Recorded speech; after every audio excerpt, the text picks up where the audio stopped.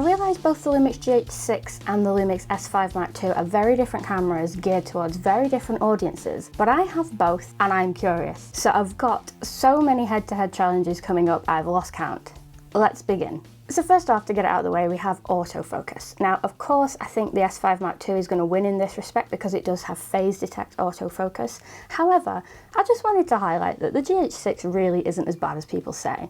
Like, they did wonders with the contrast-based autofocus in that camera. In situations like this, I'm happy to leave it rolling in continuous autofocus and it'll find me fine. But obviously you can see here that the S5 Mark II definitely has the edge when it comes to autofocus.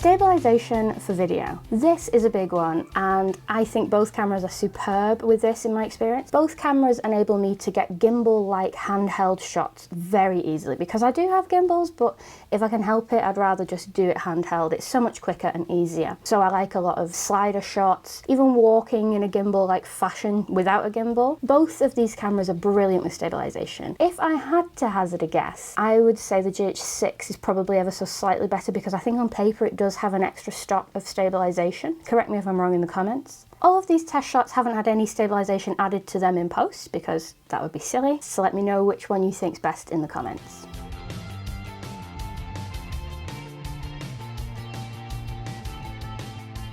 Jello! Both of these cameras suffer from a little bit of jello in the edges. I do think they're absolutely usable and fine.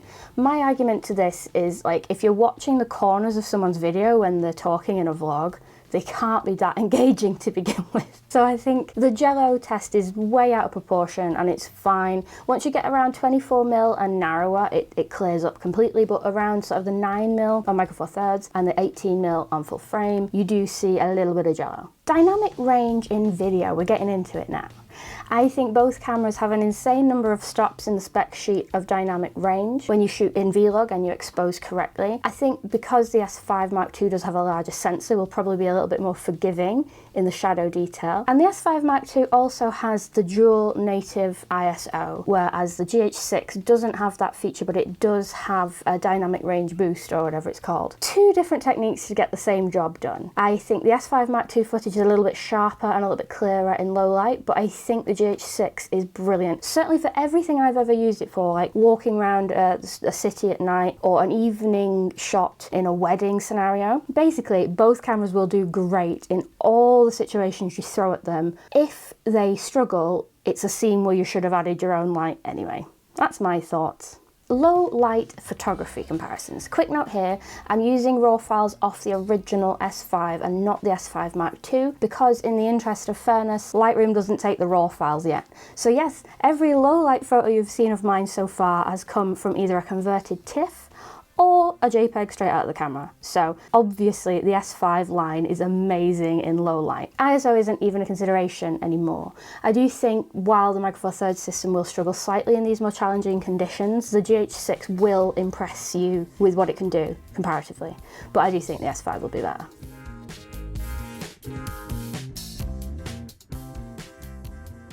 A dynamic range in the raw files is a no-brainer. At this point, you can see just how clear the S5 sensor is. You have so much wiggle room to pull up those shadows and pull down those highlights. You can do it to a degree with the GH6, and in most usable scenarios, you have more than enough information to pull and push however you like. But of course, the full-frame dual native ISO sensor kicks butt when it comes to photography dynamic range.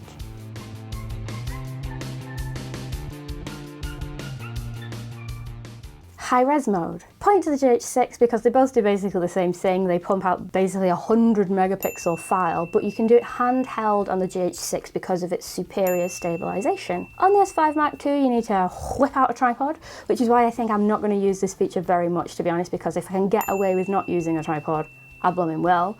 So handheld versus tripod, but they both do the same thing. If you need that feature, they both do it. Burst mode. The GH6 has a 75 frames a second with the electronic shutter. However, it takes the focus from the first frame and then holds it. It isn't continuous autofocus. This mode is great for things that are moving on the same field of the focal plane. So like if you're waiting for a water droplet to hit and splash, you can just do 75 frames and you know you've got it. But when it comes to moving subjects, obviously it's not ideal. When it comes to continuous autofocus, we drop down to 7 frames a second on the GH6. On the S5 Mark II, however, we have an upper limit of 30 frames a second with the electronic shutter. However, that is continuous autofocus, so I have to give points to the S5 Mark II in this respect, because I think the burst modes, you really do 90% of the time want to have continuous autofocus. And then again, we've got 7 frames a second with your mechanical shutter, and that's full continuous autofocus. Just want to point out, because I don't think it's been sang from the rooftops quite enough,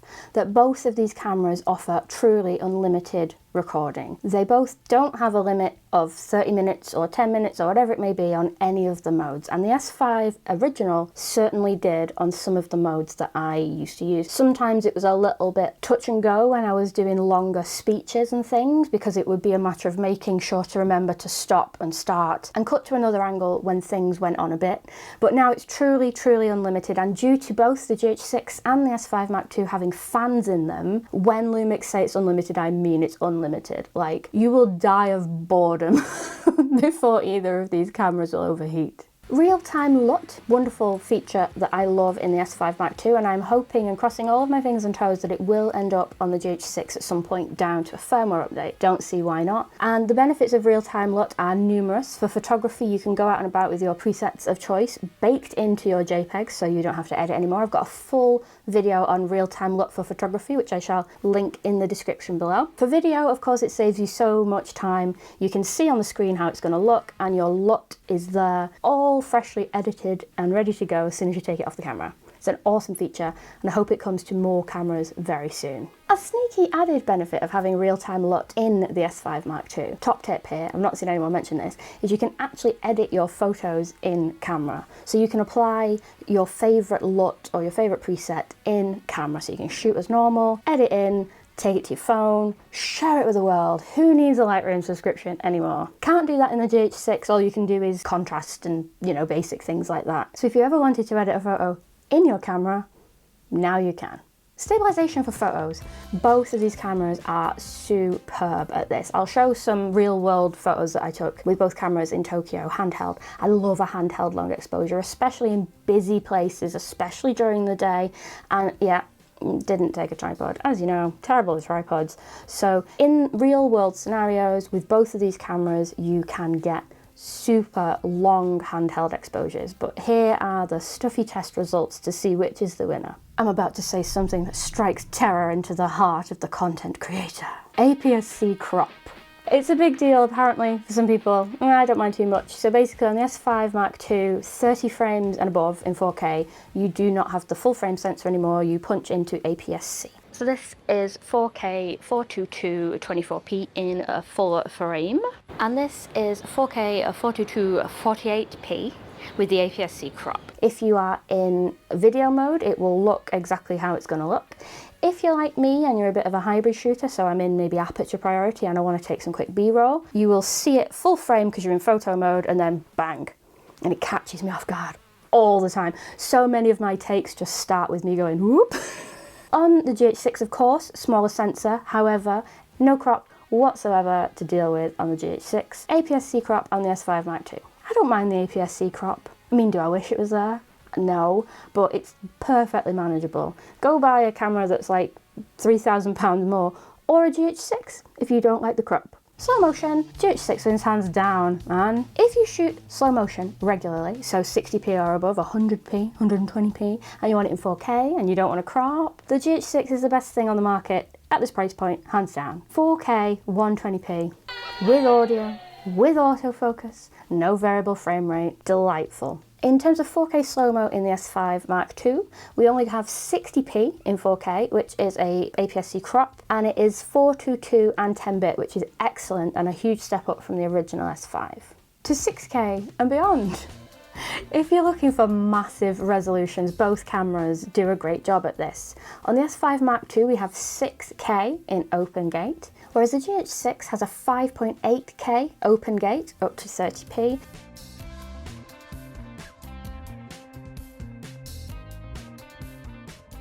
And then a 5.7K, I mean, why would you even bother? Open gate at 60p. That's actually my favourite mode on the GH6, the open gate 60p, because I use it so much for shooting aerial and silk performers in case limbs go out of bounds, and it gives me wiggle room in post. And also for B-roll and things like that, it means you can add things in digitally when you're shooting handheld and can't be bothered to get your slider out. Thanks so much to MPB for supporting this channel and sponsoring this video. If you don't know, MPB are the largest online platform to buy, sell and trade all of your photography equipment. So if you're looking to consolidate some of your equipment and buy either a GH6 or an S5 Mark II, I would highly encourage you to check out MPB. It is a worldwide company. I've got the links in the description below, and see what they can offer you. For instance, right now, if you wanted to trade in a GH5, which I never would. Like, you'll have to take it from my cold dead hands. I want to be buried with that camera. But if you want to sell a GH5, which I may remind you is a 6-year-old camera now, the times we've had. If you wanted to sell a GH5 on MPB right now, depending on the condition of your item, you can get up to 500 quid, which I think for a 6-year-old camera is insanely good value. And if you're looking for smaller, older cameras like the GM1 or the GX800, you can get loads of cool stuff from them used. So check out the link in the description below to learn more about MPB and see if you can grab a bargain. Here is another feature that people just don't speak about, and I don't know why. I don't know why. Live punch in. This is something that the S5 sorely lacked, and it was a big fanfare on the GH6 when it came out. What this means is when you are recording, mid-take, you can punch in and magnify your subject and check whether they're in focus or not. On the S5 in the past, you were out of luck. So if I was at the back of a ceremony and the groom got a little bit anxious and moved a bit, I'd just have to hope it was still in focus. Whereas now I can punch in, magnify and double check and make micro adjustments without ruining the take or having to stop and start again. This is a feature on both the GH6 and the S5 Mark II. So let's have a quick fire round. We have full HDMI on both. We have a fully articulating screen on the GH6 and a flippy screen on the S5 Mark II. I do really like the GH6 because you can sort of lift it up, and it's great when my camera's in a cage, because if I'm looking down at the camera I can see it flipped and then I don't have to bother with a monitor, which I enjoy.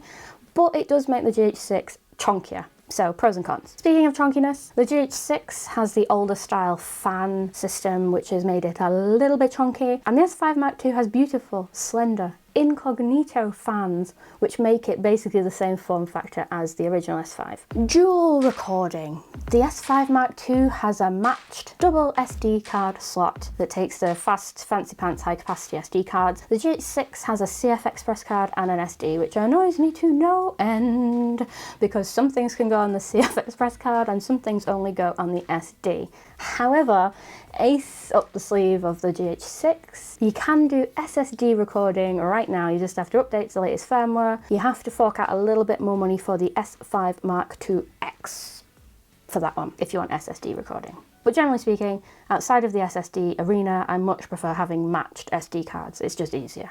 Price. Both of the cameras are £2,000 body only, which really shows me how Lumix is saying one is not better than the other, it's just for slightly different audiences.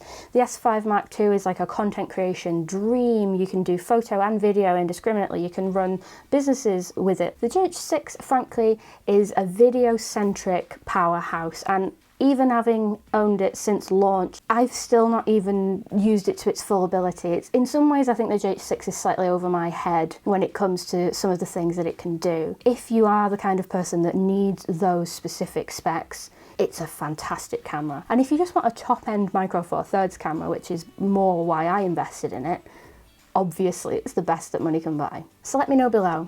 Did any of these results shock you? Which would you prefer? Definitely check out this video next, where I talk all about real-time LUT for photography, and we can all cross our fingers and toes and hope that it comes to the GH6 soon.